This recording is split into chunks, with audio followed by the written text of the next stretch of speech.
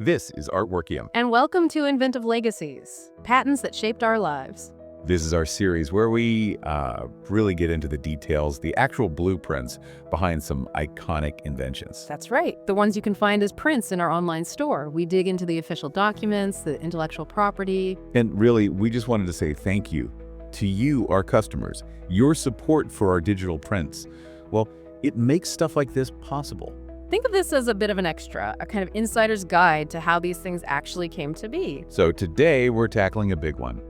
A real classic. We're diving into the foundational patent for the board game apparatus that pretty much everyone knows as Monopoly. Pulled right from our toys and games section. Yep, and if you want to see the actual patent print we're talking about, check the description, there's a link for you. It is kind of wild, isn't it? Seeing the technical drawing for something that's caused so many spirited debates around the kitchen table. Spirited is one word for it. So let's unpack this blueprint for, well, financial warfare.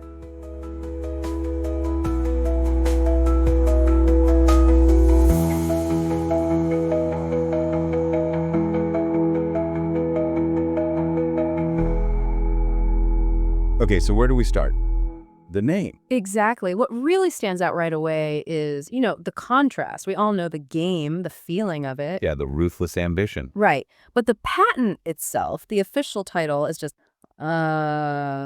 board game apparatus. Board game apparatus, that's it. That's it. A bit anticlimactic, wouldn't you say? Understated, maybe. I can almost picture the inventor, Charles B. Darrow, filing this. From Philadelphia. Right, Darrow from Philly. And he writes down board game apparatus thinking, yep, perfectly captures the essence of driving your family to mortgaged ruin. Maybe. The document ID is US 2,026,082. Okay. He filed it August 31st, 1935, and it got patented really quickly, actually.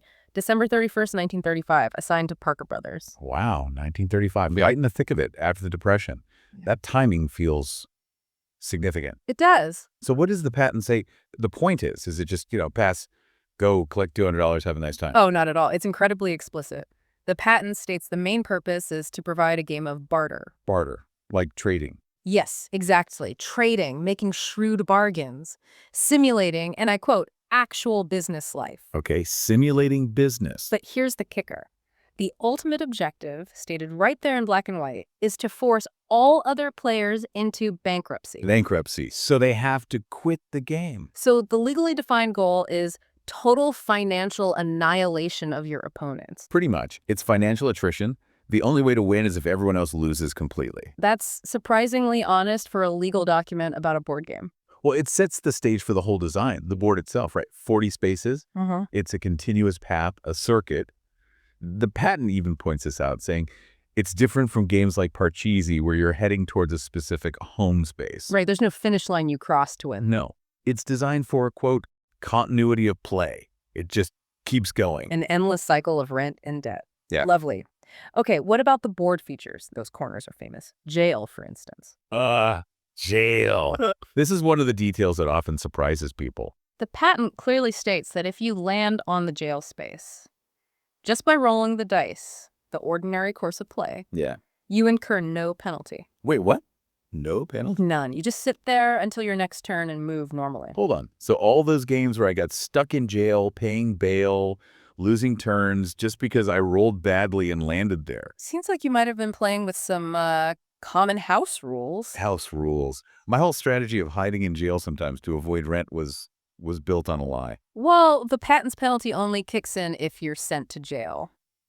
Landing on go to jail, drawing a card, rolling 3 double. Okay, that makes more sense. But it feels like all the ways we played it just made the game longer and maybe less brutal. It often works out that way. What about the other famous corner? Free parking, the big money spot. Yes. Well, according to the blueprint, free parking is explicitly defined as a space where, quote, no rent can be charged and no penalty is imposed. No penalty, so Yeah. nothing happens. Nothing. It's designed as a totally neutral space, a safe spot, a breather. So that whole thing where you put all the tax money and fines in the middle and whoever lands on free parking gets it all? Complete fabrication. Fun, maybe, but not in the original design. Wow, okay. My Monopoly childhood is crumbling before my eyes. Well, the rest of the board is where the real action is, the financial engine. You've got the 22 properties, the real estate grouped by color, Right. the 4 railroads, one on each side, the 2 utilities, electric company and waterworks. And the lovely taxes. Oh, yes. 2 tax spaces. Income tax, which is interesting, it's 10% of your total worth. Total worth, including houses and stuff. Yep. Assets, buildings, mortgage values. Or you could just pay a flat $300. Oh. And then there's the simpler luxury tax, just a flat $75. Less the cards, right.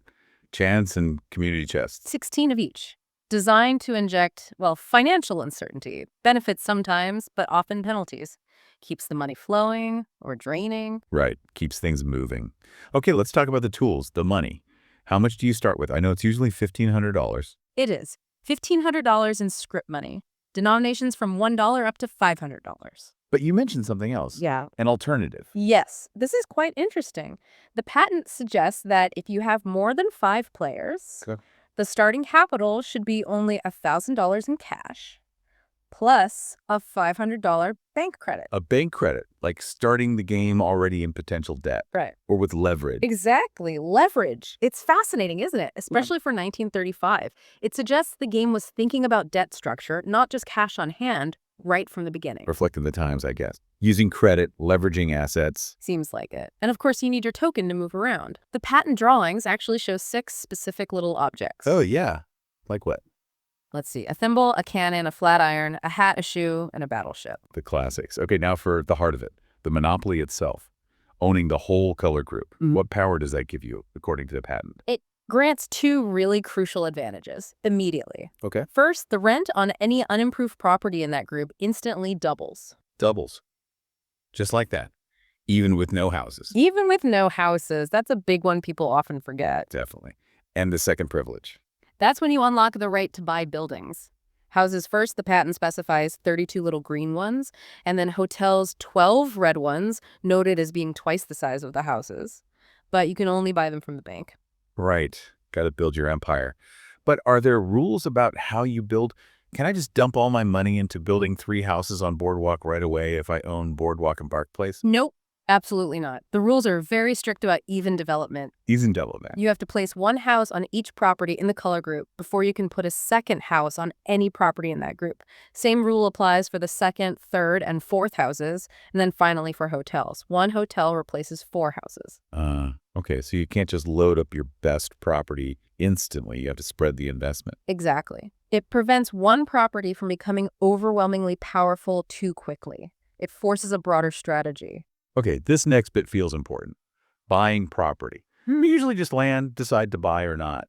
But you mentioned the patent's more aggressive. Much more aggressive. This rule really speeds things up. So you land on an unowned property, you get the first chance to buy it. Right. At the listed price, which the patent says is twice the mortgage value. Correct. But here's the key. If you decline to buy it. Yeah, you just pass. No, the banker immediately puts that property up for auction. Immediately. For everyone to bid on. Yes. The banker acts as auctioneer, and it goes to the highest bidder right then and there. Could be you, could be someone else. Wow. So you don't get to just strategically not buy something to block someone else or wait until you have more cash? Nope.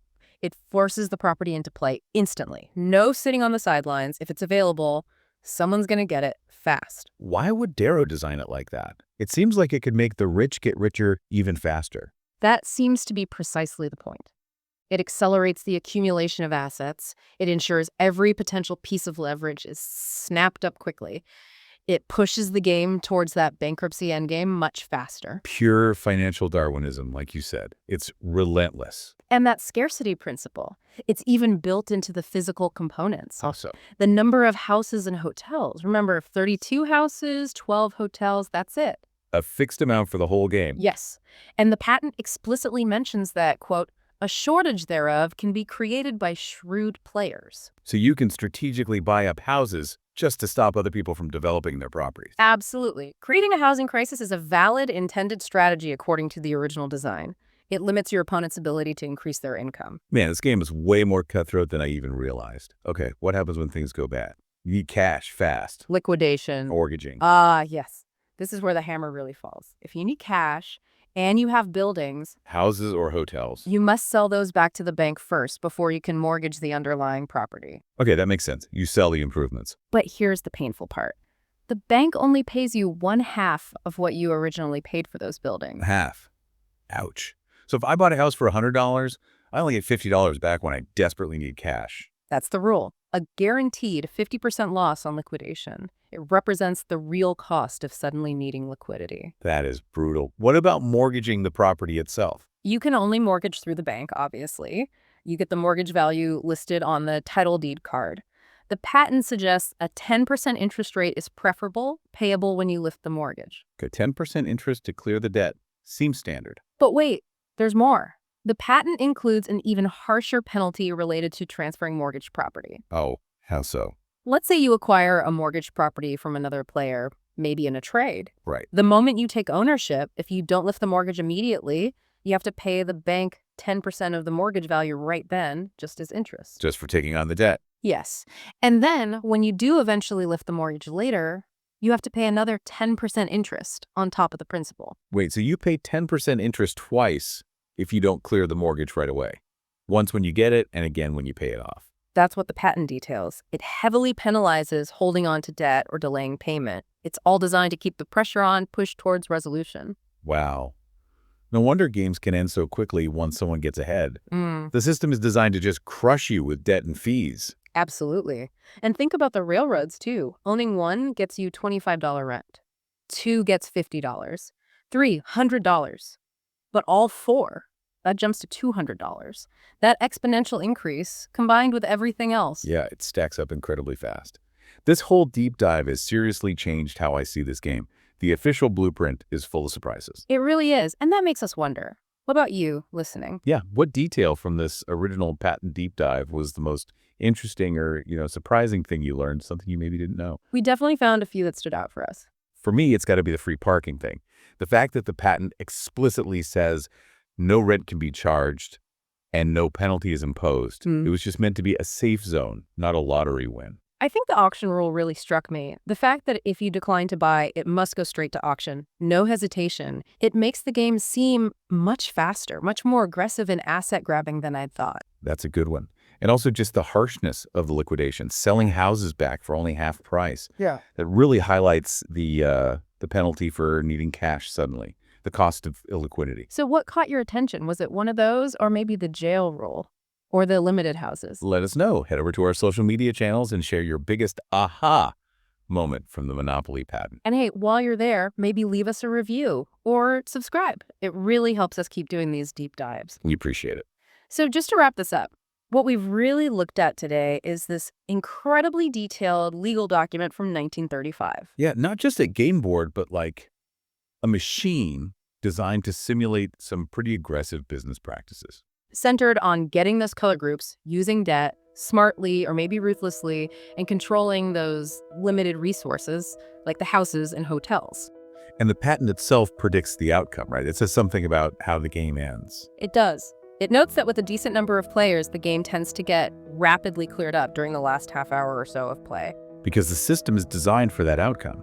The penalties, the doubled rents, the half-price sales. It guarantees someone will eventually crush everyone else. Which leads to maybe a final thought for you to consider. This game is such a powerful simulation of, well, capitalist dominance, but maybe not just because you buy property. Is how the rules work, right? Exactly. Those specific kind of harsh rules we uncovered. The auction rule, the housing shortage you can engineer, and especially that brutal half-price liquidation rule. They're not just details. No, they feel like the core engine's designed specifically to accelerate that crushing, ever-increasing financial burden the patent talks about. The winner isn't just lucky, they're the one who best exploits the system's built-in financial inevitability. Using property ownership, basically, to make failure the only path left for everyone else at the table. It's a powerful mechanic. And a strangely relevant lesson, maybe. Well, thank you so much for joining us on this deep dive into the Monopoly patent. We hope you found it interesting exploring the legal guts of this absolute icon from our Toys and Games collection. We really appreciate you listening. We hope you'll join us next time for another look at an inventive legacy. Until then, thanks for your loyalty to Artworkium.